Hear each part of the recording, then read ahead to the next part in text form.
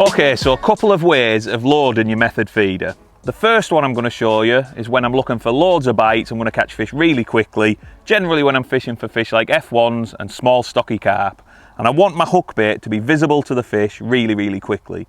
Now at the minute I'm using ground bait, but if you're using pellets you can go with exactly the same. It works exactly the same, it's just a different bait. So first thing I'm going to do is take my mould and put a little bit of ground bait in. It's that finer layer, I can almost see the bottom of the mould through it. And then I'm going to place my hook bait in. Again, it doesn't matter what the hook bait is. In this case, it's a maggot, it could be a pellet, a piece of corn, a boilie, it doesn't really matter. And then I'm going to fill the mould up and just compress it in a little bit. Take my feeder, lay it on top of the mould, and give it a really good, firm squeeze. Nice and hard, the harder the better. Pop it out, and there we go. Perfectly moulded feeder. Now, if I just break some bait off the top, you can see there my hook bait's very quickly exposed. And that's exactly how you want it. The fish can home straight in, pick it up really quickly, and you're going to get a quick bite. Now, while that sounds very good and you're going to get a quick bite, it's not always the presentation that you're looking for.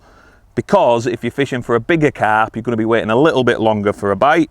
And what tends to happen, what your aim is to get your hook bait right in the middle of a pile of bait.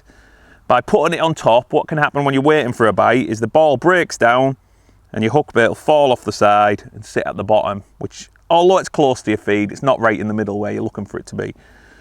So when I'm fishing for bigger fish and I'm going to leave that feeder in for a little while, I like to do things the opposite way around.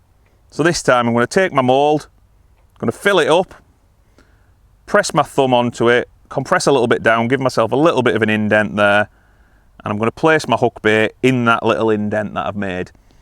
Again, fill the feeder up, cover my hook bait, compress it down slightly, and exactly the same, take my feeder, press it in, nice and firm again, harder the better, get that bait on nice and hard, you don't want it to come off, and pop the feeder out. Again, you've got that perfectly moulded ball, but this time if I break a little bit of bait off the top, no hook bait, if I keep working my way down, and eventually there it is, buried well inside, meaning that when that bait breaks down, it'll form a nice pile of bait around the feeder, and my hook bait's going to be right in the middle, giving you a better chance of fooling them big wary carp.